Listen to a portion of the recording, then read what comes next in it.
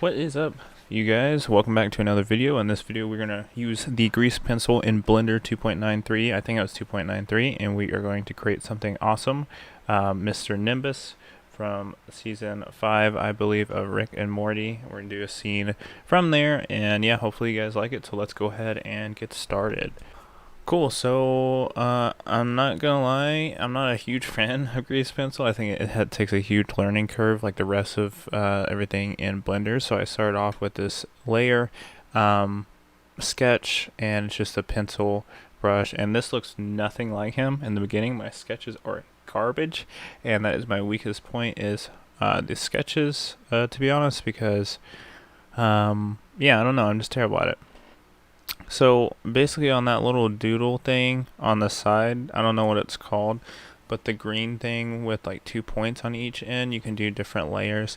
So I kind of just played around. I stayed on this single layer, and once I found out that you could do layers, I think grease pencil got way easier. So because before I would try to do it all in one layer, and I didn't realize that you could do like the line work, the fill, the shading, all that stuff in different layers. So that made the stroke a lot easier. So here I am just kind of cleaning it up, going back over and just kind of making his features more obvious. I switched to edit mode, and you can scale it just like you can normally in Blender, because it's vector based pretty much. So it works off points and vertices, so you can just scale it, and then basically like a lasso tool in any other program. So it's super easy, and yeah, I don't know if you guys seen this episode, but it's pretty hilarious. So Mr. Nimbus is funny, but the side part of the episode, like the subplot where Morty keeps going into like a different dimension, is hilarious. I love that because he keeps going, and each time he comes back, like 20 years have passed or something, and then he's trying to get like vengeance and stuff the guy is getting wine from for Mr. Nimbus or whatever. It's hilarious. The subplot's more funny than the main plot, in my opinion, but I think that's usually a lot of like Rick and Morty stuff when you watch the episode. So yeah, here I am like failing really bad at like trying to do the line work. I'm using a new layer on the green side, so I'm using a new layer, and then I hit the brushes, and I was using the wrong brush. I used like the angled tip or whatever, so I was like, why is it not clean? So then I switched over to the bold marker, and make sure when you're doing this to turn off the sensitivity at the top with the radius and stuff. It's so annoying because it would be like the sensitivity with the radius and the strength, and I don't know, it didn't work for me. Then I went over to the brush settings, and we're just going to go ahead and make sure that we have the stroke stabilizer on. And I try to take more time with my line work this time. I usually don't care. Yeah, so I just kind of go around, do his eyebrows and stuff. And I realize it doesn't look exactly like him, but you know, hey, I'm still learning and growing and stuff like this. And yeah, so anyways, moving forward, overall it's pretty cool. When I was doing this, I didn't think about animating it, so when I start to animate it, you're gonna see me like suffer pretty bad. But the main thing is to just kind of don't give up, don't get frustrated. You get frustrated a little bit, and really look at all the reference and stuff. So yeah, you're just gonna keep looking at the reference and then going. And if any time that you break perspective, like I did, where I hit the middle mouse button and then it goes off. If you just hit 0, you can go back to the camera view. I noticed that there's this bug sometimes where when you draw outside of the camera render view, it'll make the stroke huge. So just hit 1, and then you can just kind of keep drawing, which is the front view regardless of the camera. So yeah, and here I am just like filling it in. So this is kind of hard because I'm new.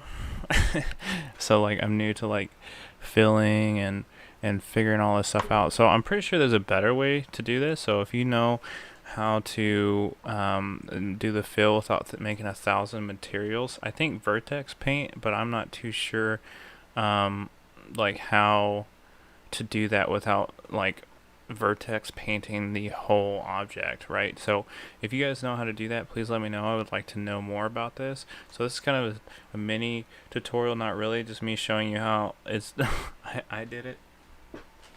So yeah, and make sure that, I mean, if you can see on the right side of the materials panel, I'm making so many materials.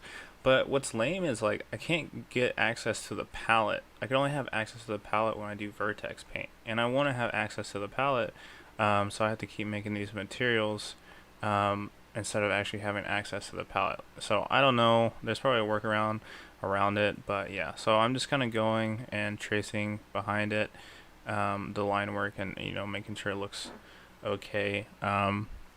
Yeah, so if you want to move around like the hand tool or whatever, if you I think it's shift middle mouse, it'll use, you can move around the canvas without like rotating it. So this is really important. I should have said this at the beginning.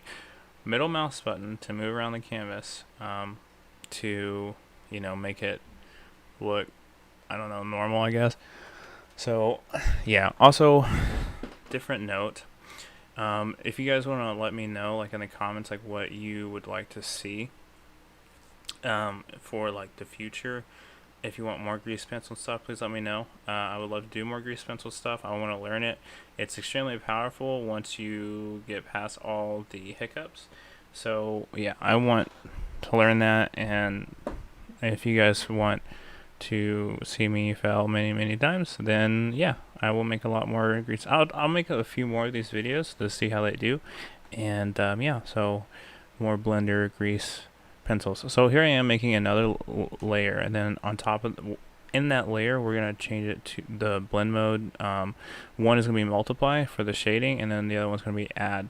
And on the multiply one, I just lower the opacity because my go-to opacity is about 25% or 20%, and then on the add I just kind of kept it the same.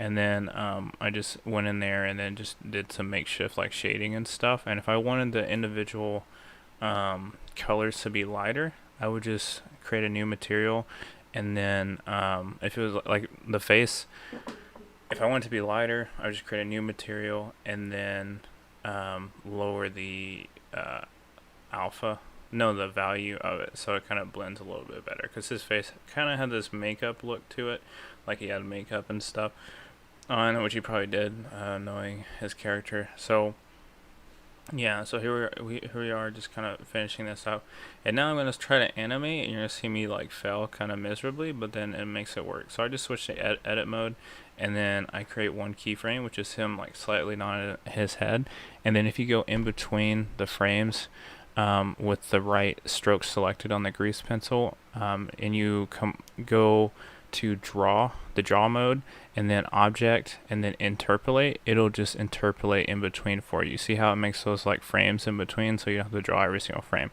But make sure you click every single, like the line work, every single layer, the line work, the fill, the shading, and all that stuff. And when you do that, then awesome, it'll do that for you. Makes it really simple. And so here I am just being super lazy, so I jump back into Affinity Photo instead of drawing I don't know not Rick, I don't know Morty's dad and mom's name. I just call them Morty's dad and mom. I don't really care.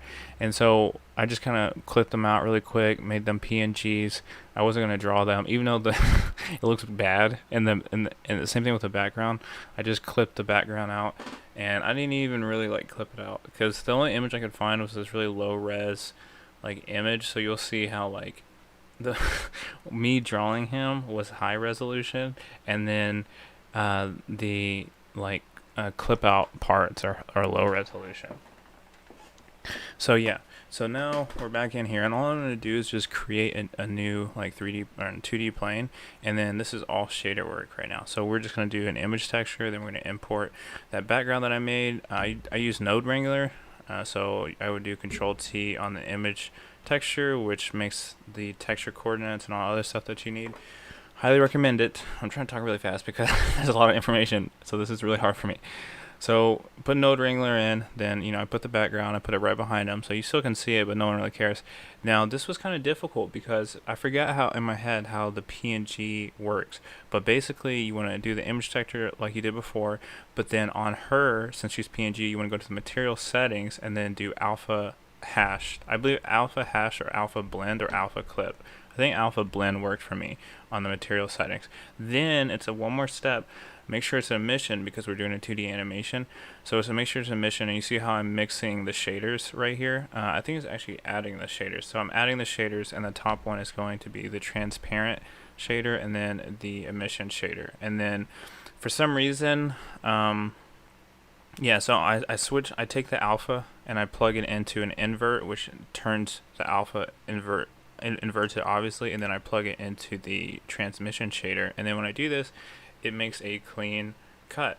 Now there's a problem though, because I don't know if it's because of the way I did it or what, but you'll see that if you have Blender has this bug or like render problem or something where like if these transparent planes are stacked on top of each other, Blender gets super confused.